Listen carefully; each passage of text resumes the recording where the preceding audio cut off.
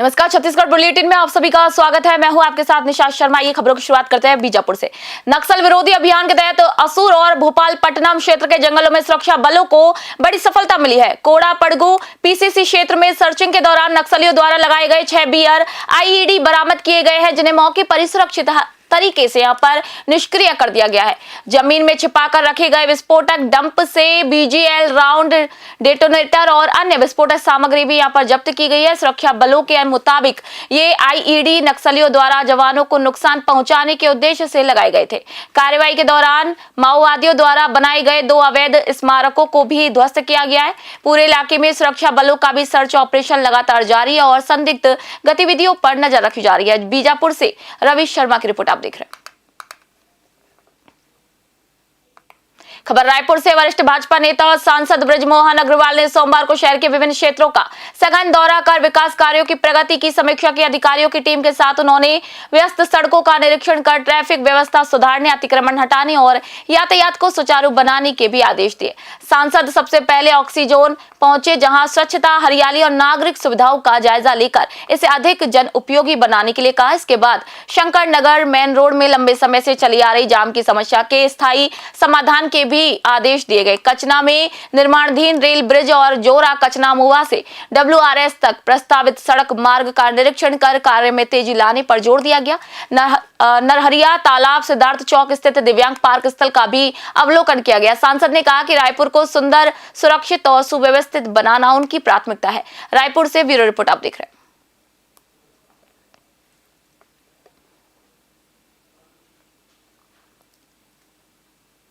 रायपुर में कुशाभाऊ ठाकरे परिसर में आयोजित संयुक्त मोर्चा प्रदेश कार्य समिति बैठक में मुख्यमंत्री विष्णुदेव साय ने कार्यकर्ताओं से शासन की योजना और मोदी की गारंटी को जन जन तक पहुंचाने का आह्वान किया। उन्होंने वर्ष 2047 तक विकसित भारत के लक्ष्य को पूरा करने के लिए सेवा भावना से कार्य करने पर जोर दिया।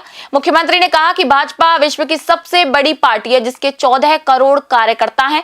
उन्होंने बताया कि 2 वर्षों में 18 लाख प्रधानमंत्री आवास स्वीकृत किए गए। 21 क्विंटल प्रति एकड़ धान 3100 रुपए प्रति क्विंटल की दर से खरीदी जा रही है और 25.24 लाख किसानों को 10,000 करोड़ रुपए से अधिक की अंतरराशि भी दी जाएगी।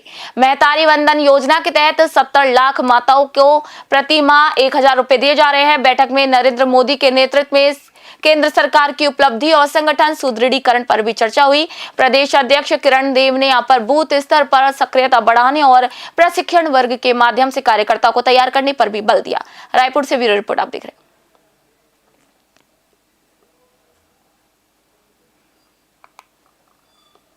खबर जगदलपुर से। सीआईएसएफ जवान आकाश चौधरी ने, जो कि नरगढ़वार, आपको बता दें कि जो नगरनार स्थित एनएमडीसी स्टील प्लांट में पदस्थ थे, महाशिवरात्रि के अवसर पर दोस्तों के साथ गुमली पर्यटन केंद्र घूमने गए थे। इसी दौरान कोलाब नदी में हादसा हो गया और वे लापता हो गए। घटना की सूचना मिलते ही एसडीआरएफ की टीम ने तत्काल रेस्क्यू ऑपरेशन किया। आज एनडीआरएफ की टीम भी मौके पर पहुंच गई और संयुक्त रूप से सर्च अभियान चलाया जा रहा है। पिछले 24 घंटों से लगातार नदी और आसपास के क्षेत्र में तलाश जारी है, लेकिन अब तक जवान का कोई सुराग नहीं मिल पाया है। गोताखोर और आधुनिक उपकरणों की मदद से गहन खोज की जा रही है। प्रशासन ने उम्मीद जताई है कि जल्द ही सकारात्मक परिणाम भी सामने आएंगे। जगदलपुर से रवि शर्मा की रिपोर्ट आप देख रहे हैं। रायपुर में कश्मीरी व्यवस्था लागू होने के बाद सेंट्रल जोन अंतर्गत न्यायालयीन कार्यवाही का प्रभावी शुभारंभ किया गया।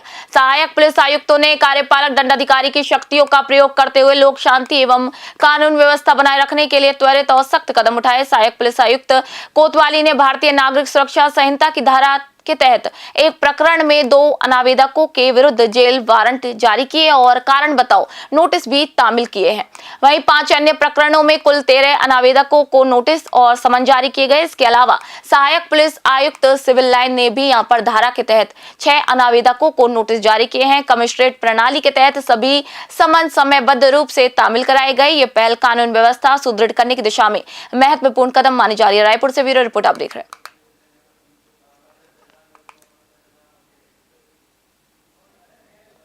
रायपुर कलेक्टर डॉक्टर गौरव सिंह की अध्यक्षता में पीएम श्री शालाओं की समीक्षा बैठक आयोजित की गई। बैठक में जिले की 23 पीएम श्री शालाओं के प्राचार्य और जिला एवं विकास खंड स्तर के अधिकारी यहां पर मौजूद रहे। बैठक में जानकारी दी गई कि पीएम श्री योजना के तहत भारत सरकार द्वारा संयुक्त सचिव स्तर के अधिकारियों को केंद्रीय नोडल अधिकारी नियुक्त किया गया। जो कि 19 से 26 फरवरी 2026 के बीच विद्यालयों का निरीक्षण करेंगे। जिला स्तर पर भी नोडल अधिकारियों की नियुक्ति की गई है। कलेक्टर ने निर्देश दिए हैं कि उपलब्ध संसाधनों का बेहतर उपयोग कर गुणवत्तापूर्ण शिक्षा सुनिश्चित की जाए और विद्यालयों को निजी स्कूलों की तर्ज पर मॉडल स्कूल के रूप में विकसित किया जाए। नई शिक्षा नीति 2020 के अनुरूप नवाचार, तकनीक आधारित शिक्षण और कौशल विकास पर भी विशेष जोर देने के लिए यहाँ पर कहा गया। बैठक में नगर निगम आयुक्त विश्वदीप, जिला पंचायत सीईओ कुमार विश्वरंजन और डीईओ हिमांशु भारती मौजूद रहे। रायपुर से ब्यूरो रिपोर्ट आप देख रहे हैं।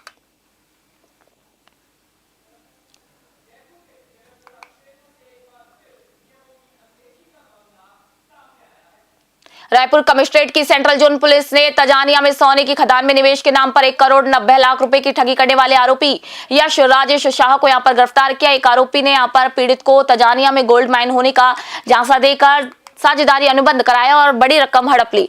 मामले की गंभीरता को देखते हुए पुलिस ने आरोपी के खिलाफ यहां पर लुकआउट सर्कुलर जारी किया था। इसके बाद उसे मुंबई एयरपोर्ट पर पकड़ा गया, जहां से वह वियतनाम भागने की फिराक में था। आरोपी के कब्जे से आईफोन और पासपोर्ट जब्त किए गए हैं। पुलिस आगे की पूछताछ कर ठगी से जुड़े अन्य तथ्य और संभावित नेटवर्क की भी जांच कर रही है। रायपुर से ब्यूरो रिपोर्ट आप देख रहे हैं। रायपुर काली माता बंगाली सेवा समिति में श्रीमद् भागवत कथा का भव्य आयोजन किया जा रहा है। इसी अवसर पर वृंदावन से पधारी सुप्रसिद्ध कथावाचिका दिव्या किशोरी भक्तों को कथा का रसपान करा रही है। समिति विगत कई वर्षों से ऐसे धार्मिक आयोजनों के माध्यम से सनातन धर्म के प्रचार प्रसार और आध्यात्मिक चेतना को मजबूत करने का कार्य कर रही है। कथावाचन के साथ मूल पाठ नरहरि बाबा द्वारा किया जा रहा है, जिससे कि वातावरण पूरी तरीके से भक्ति में बना हुआ है। 12 फरवरी से 21 फरवरी तक प्रतिदिन शाम 4 बजे से रात्रि 8 बजे तक आयोजित इस कथा में बड़ी संख्या में श्रद्धालु पहुंच रहे हैं। समिति ने अधिक से अधिक भक्तों से मौजूद होकर आध्यात्मिक लाभ लेने की भी अपील की है। रायपुर से ब्यूरो रिपोर्ट आप देख रहे हैं।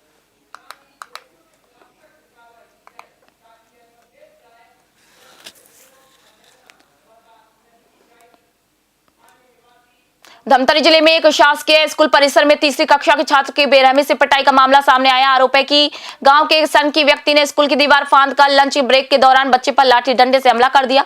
बच्चे के गाल, पीठ और पैरों पर गंभीर चोट के निशान पाए गए। घटना के बाद बच्चा भयभीत हो गया था और थाने ले जाते समय बोल भी नहीं पा रहा था। अस्पताल से उपचार के बाद उसकी हालत फिलहाल स्थिर बताई जा रही है। ग्रामीण और परिजनों ने आरोपी के खिलाफ सख्त कार्रवाई की मांग करते हुए थाने में शिकायत दर्ज कराई। थाना प्रभारी राजेश जगत ने कहा है कि मामले की जांच की जा रही है और जांच के बाद उचित कार्रवाई भी की जाएगी। धमतरी से थरुण निषाद की रिपोर्ट आप देख रहे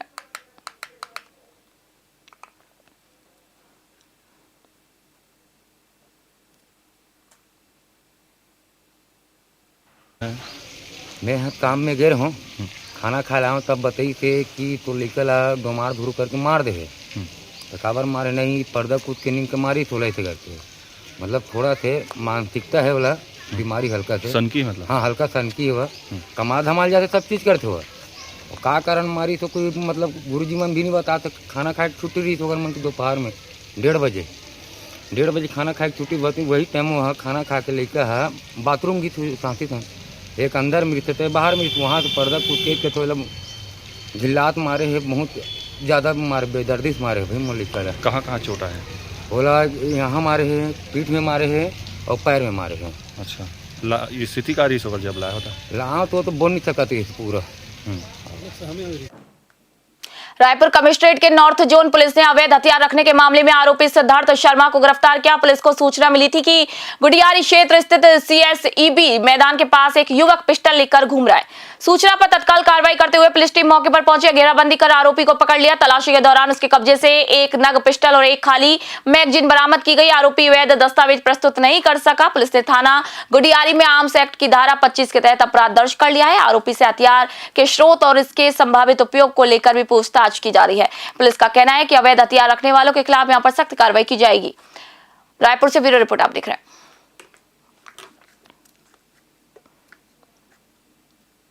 छत्तीसगढ़ बुलेटिन में फिलहाल इतना ही। नई अपडेट और जानकारी के लिए देखते रहिए न्यूज़ 21। मैं निशा शर्मा फिलहाल आप सभी से इजाजत चाहती हूँ।